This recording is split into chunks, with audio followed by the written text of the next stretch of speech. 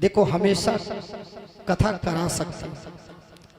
भागवत कथा में दोनों पद्धतियों का यहाँ पे वर्णन है। मुहूर्त का शोधन भी कराना चाहिए ज्योतिषियों से, विद्वान ब्राह्मणों से, और साथ में यदि आप भगवत प्राप्ति के लिए सुन रहे हैं तो दिना नाम नियमो नास्ति श्रवण सर्वदा श्रवणम मत, तब फिर किसी दिन की आवश्यकता नहीं, कभी भी आप श्रवण कर सकते हैं। लेकिन आप यदि सकाम अनुष्ठान कर रहे हैं तो फिर विद्वान ब्राह्मणों से मुहूर्त भी निकलाना चाहिए, और साथ में वक्ता का चयन करना चाहिए। वक्ता कैसा हो?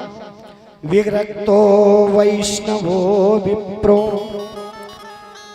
एक तो कथावाचक विरक्त होना चाहिए।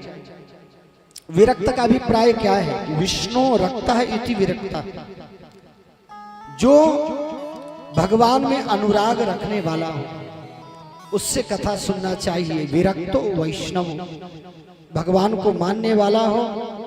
विप्रो, शरीर से ब्राह्मण होना चाहिए।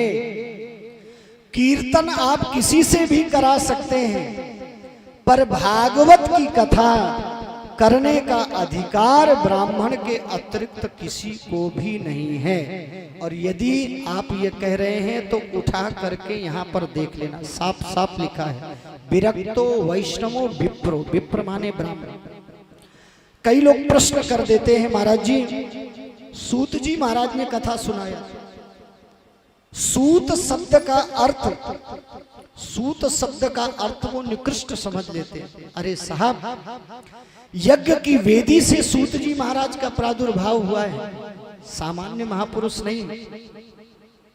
यज्ञ की वेदी से, और वहां पर जो ब्राह्मण का स्थान होता है वहां से सूत जी महाराज का प्रादुर्भाव हुआ है। तो शरीर से ब्राह्मण होना चाहिए। वेद शास्त्र विशुद्धिकृत, शास्त्रों को गुरु परंपरा से उसने पढ़ा हो, और बीच बीच में दृष्टांत कुशलो धीरा, दृष्टांत देकर के प्रसंग को समझाने वाला हो, और कथा जल्दी करने वाला ना हो, धीर आराम से कथा सुनाने वाला। वक्ता कार्योति निष्प्रिय, वक्ता निष्प्रिय होना चाहिए।